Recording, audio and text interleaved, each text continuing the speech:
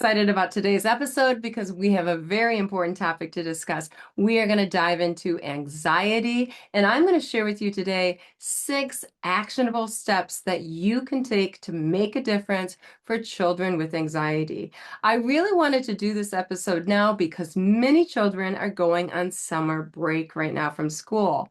And that means that they are able to kind of change the environment, change their situation, build their confidence, build their successes, build their resilience. This is a time where you can actually make a difference because you have some options as to how you can set up the child's environment. And what I'm going to share with you today is what you can do behind the scenes to set this child up for success. We are going to talk about an approach where you take 99.99% of your efforts and you place them into environmental arrangement. You place them into preventing the anxiety from occurring in the first place by meeting the child where the child is and taking what Anne Lamott would call a bird-by-bird approach, a step-by-step approach with the child so the child can strengthen in their ability to handle a variety of situations, a variety of people. What we're going to do is meet the child where they are, begin there, and we're going to take baby steps. And I'm going to have you think about 6 different variables that you can manipulate, that you can make easier, that you can make more challenging. But the whole name of the game is that we're at this child's challenge point, that this child is successful minimally 80% of the time. And if this child is a highly anxious child, you may want this child to be successful 90% of the time. So you're even going to provide more support to ensure a greater amount of success than 80%. I'm going to show you what you can do behind the scenes to set the stage for success. This is an approach not about being reactive, but it's about being preventative, in which you are changing the environment so that this child can be successful and can build their confidence and can build their internal locus of control, their belief that they are capable of handling a variety of situations. I'm going to start us off and going through these 6 variables one by one. And with each of these variables, what I want you to think about is think about a child you work with, or think about your own child perhaps, and think about what could I do for this child to meet the child where they are, to meet the child at where they shine, where they blossom. And that's where we're going to start. And think, what is that next baby step that's going to be a challenge for that child, in which I know that child is going to be successful 80 or 90% of the time? That's going to be the next step. That's what I'm going to focus my energy on. Too often, people will take a child who's highly anxious and throw them in the deep end of the pool and say, okay, now it's time for you to swim. And if you don't swim, you're going to sink, and there's going to be a negative consequence to that.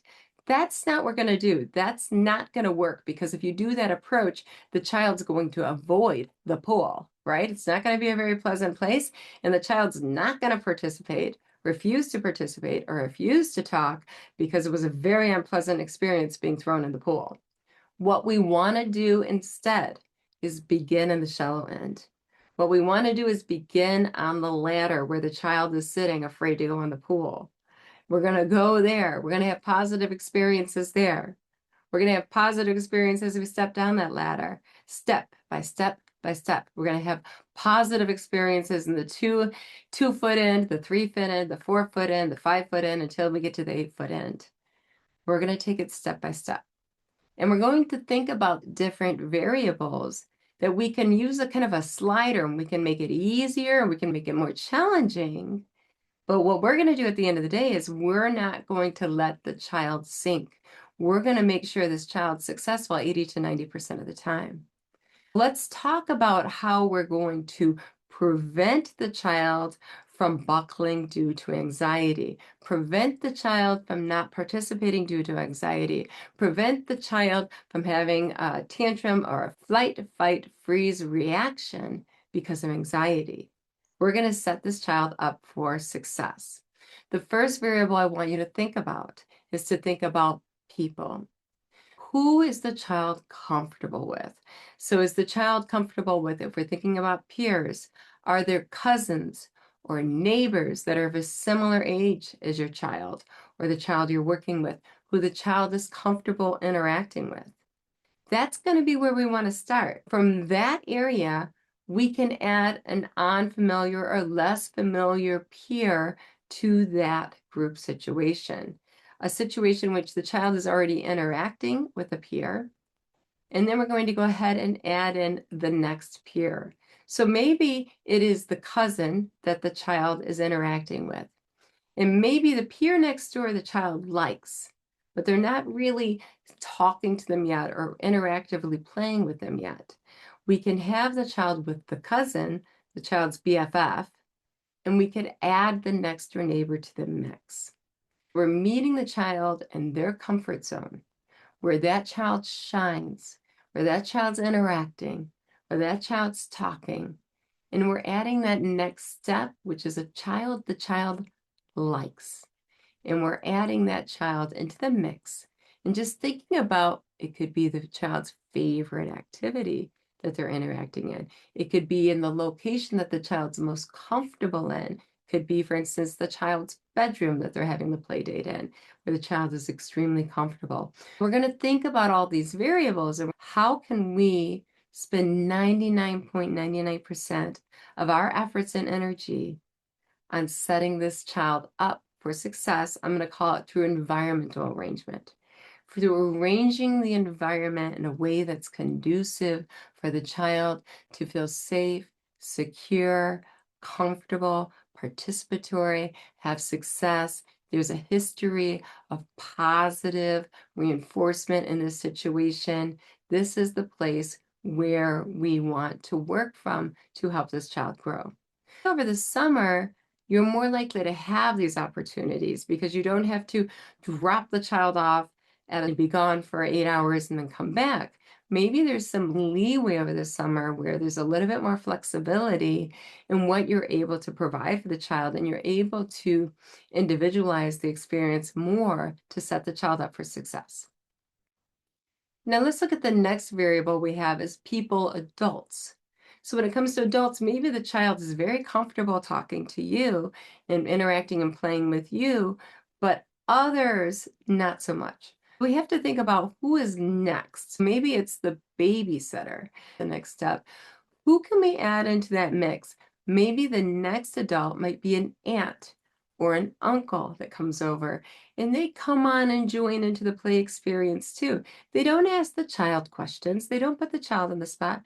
They simply tag along and comment. And what you're doing is the child is feeling like, okay, I'm with my people. I'm with my parents. I'm with maybe my grandparents. I'm with maybe my sitter who I'm very comfortable with. And we're adding that next step. And that next step might be an aunt, or it might be an uncle. It might be a tutor, someone that's just that next step that they know and like, but they're not that comfortable with. But they're going to be that comfortable because you have their people around with them. So we're adding one more person to the bunch. You got mom there, or you got the grandma or grandpa there that they're very close to, or the sitter there. And then we're just going to add someone that they're familiar with, that they like. And it's just going to give them experience in which they're challenged because they're talking, they're interacting with someone who's less familiar, not unfamiliar, and they're being successful. So when I'm thinking about this, I just want you to think about the long game. It's going to be bird by bird. Like I said, it's going to be like, okay, now let's add another person to the list of people that who is going to be next on the list. So maybe next time it's going to be the neighbor next door. And maybe next time it's going to be one of mom or dad's friends that comes over a lot.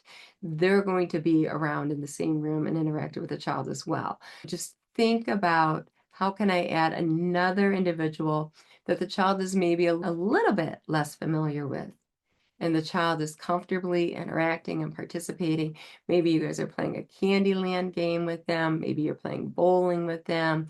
My turn, your turn is a little bit more structured, and there's no pressure put on the child to interact, no pressure placed on the child to talk, but the child gets to feel comfortable with more and more people that are less familiar to them.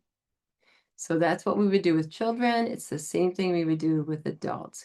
We're just adding one at a time to the mix. Okay, we don't want to overwhelm the child, and we want to make sure that the child is 80 to 90% successful. So we don't want someone to come in and be like, "What's your name?" A stranger to come up to the child. "What's your name? How are you today? How old are you? What school do you go to?" This is not what we want to do. Instead, we want to set the child up where it's like we are playing the child's favorite game here, and we're just adding in another player. So, and the child's still communicating, the child's still participating. We're building the child's resilience. We're building the child's confidence. We're building the child's internal locus of control that they can do hard things, novel things, and be successful. We're doing it by not throwing the child in the deep end, but by going one step further towards the deep end. Okay? So bit by bit by bit, bird by bird. Let's look at what else we could do. We could look at the variable of the number of individuals. A lot of children with anxiety do not do well on team sports, soccer, hockey, baseball. It's overwhelming. You're sitting there with a group of 20 other kiddos, and these are children who are already not feeling terribly safe and secure, and then you're throwing around a lot of unpredictable children that they do not know. So feeling safe and secure now is quite difficult. What we might want to think about is starting with more solitary sports, such as swimming, karate, martial arts. It can be golf, it can be tennis, these sorts of sports that there isn't a team sport. You still get that physical activity, horseback riding, but you're not inundated with tons of people that you don't know that can be unpredictable. Children can be wildly unpredictable. So we can do that. So that is a way to think about the number of individuals. Maybe instead of going to the library group in which you have a big group of children participating in an art activity, all sitting at a table together, you might go to a library group with a tutor who works with one other child and your child and does a little activity. So there's 2 children, not 20 children. Thinking about the number of individuals that the child is participating within. If you're finding that, okay, if I put him in a group setting where there's 15 other children, he doesn't participate. He doesn't talk. He wraps his arm around my leg and hugs really, really tightly and hides. Okay, so that tells us something. We've got too many kiddos in this situation. What we want to do is start with adding one more kiddo to the group. So it's you and another child. Okay, and we're going to maybe share space or share materials. And then we can add more children. The numbers can increase over time. But like I said, we're not going to throw the child into the deep end. We're going to start in the shallow waters and slowly, slowly, slowly move toward the deep end as the child builds their capacity to handle that.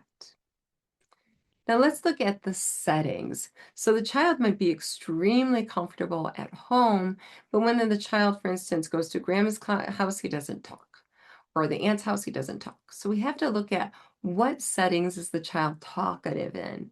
So we're going to use those settings in which the child is speaking freely, and within those settings, that would be a great place to have, for instance, a play date where you introduce a less familiar or a new peer or a new adult.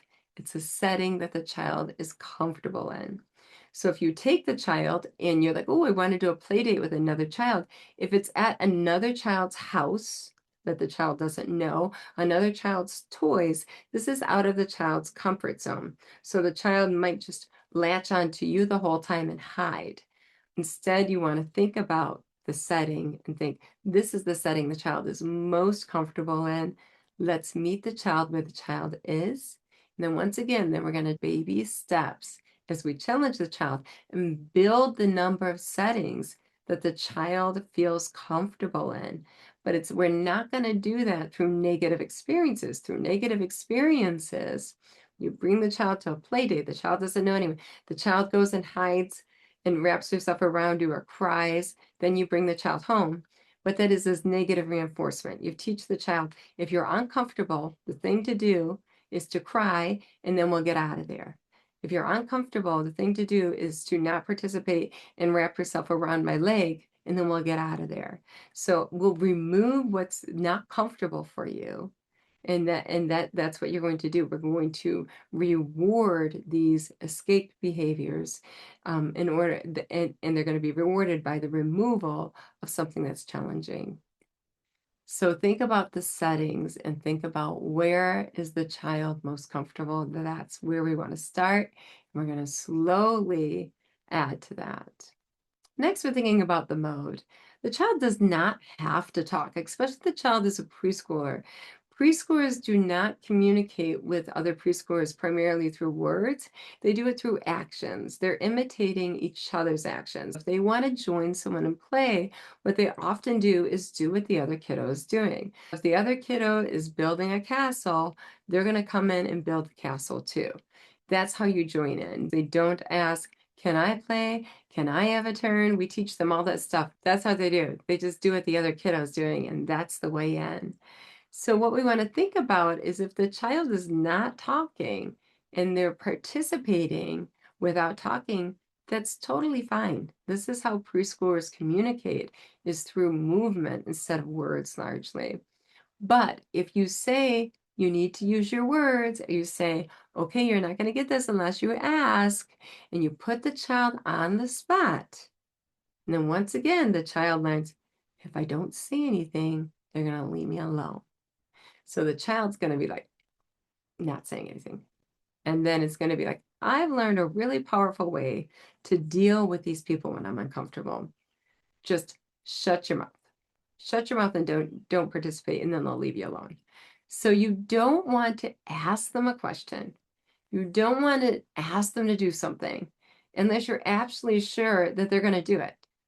Because if you want to if you throw that ball over the plate, you want them to hit that home run. So don't throw that ball out of the plate, that strike, unless you're sure they're going to swing at it, okay? Because we don't want to kick them out. We don't want them to fail. We want them to be successful. So if the child is not talking when they leave the home and you're outside in public and they're with a peer, don't ask them, okay, use your words and then I'll give this to you. You know, they're just going to look at you like, no way am I going to use my words. Then they're like, okay, she still gave it to me because I can't play the game and she didn't. You know, she's not going to ruin this whole trip. And all I had to do was just not do anything at all. That's negative reinforcement. So we're thinking about the mode.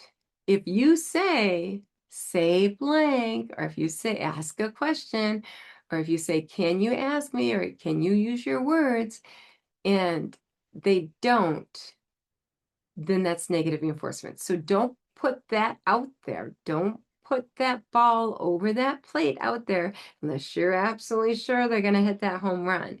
If it's not time for that, don't put the ball out there. Instead, you say things that you know that they're going to do. They're going to play with their favorite activity. Oh, here's the trains. Can you get the train box? Thank you for listening. You're such a great listener. Thank you for doing that favor for me. You knew they're going to get that train box. They wanted that train box. So what you're doing is you're saying, oh, it's really great that you are participating. They're participating in the activity. You're setting them up for success. You knew when you threw that ball over that plate, they were going to swing and hit the home run. You were sure of it. So it's all about preventing, in the first place, them from failing. You're setting them up for success. You're setting the stage for success. You're only going to give them those balls that are right over home plate that they're going to hit a home run at. Okay? No wild pitches. This really does take forethought on your part, in which you're thinking, I'm not going to ask questions if I don't think they're going to answer it. I'm not going to give them directions that I don't think they're going to follow. I'm not going to do that because if I do, I'm setting them up to experience negative reinforcement, in which they learn if I don't participate or if I don't talk, the demands go away. And you don't want that to happen. So don't put it out there unless you're sure they're going to hit a home run with it. All right, the last area that we have control over, where we can really make a difference for children who are highly anxious, is the activities we choose. So, are there certain activities that are the favorite activities in which the child is going to talk your ears off, that the child is like, is so happy? These are the activities we want to use. So, if we have a child with anxiety who is not interacting with other peers, let's get out their favorite activity. PAIR, the PEER, the pair with that favorite activity. We pair the pair. So they learn, wow, it's really fun when this child comes around. I really enjoy this child's company because we're doing my favorite activity together. It's kind of like me. I am an introvert, right? But if you're going to talk research with me, you're going to talk child development with me, you're going to talk about the field of speech language pathology with me, I'm having a blast with you. I might not know you, but we're going to have a good old time because this is an activity I very much enjoy. So the same thing with these activities with these children. You want to capitalize on the activities that they love.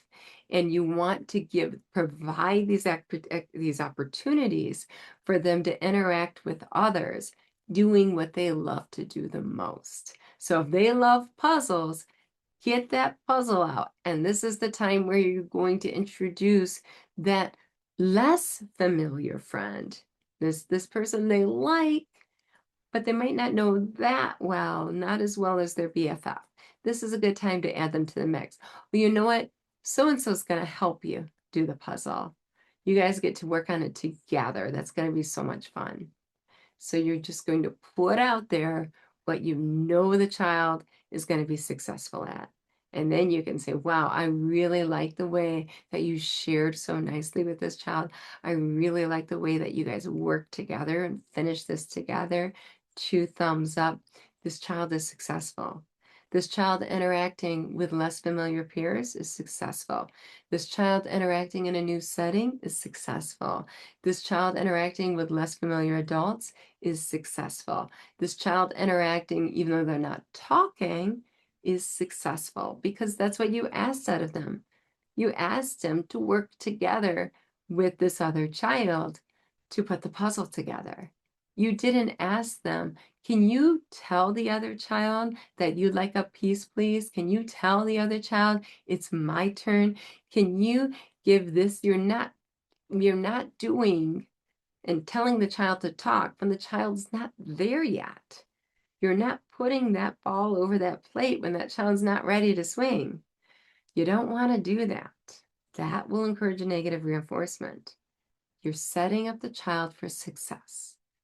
So that is the name of the game. So in summary, you're going to take all of your energy and you're going to use 99.99% of it in environmental arrangement, in which you're considering all 6 of these variables and how you can mix them together to challenge the child.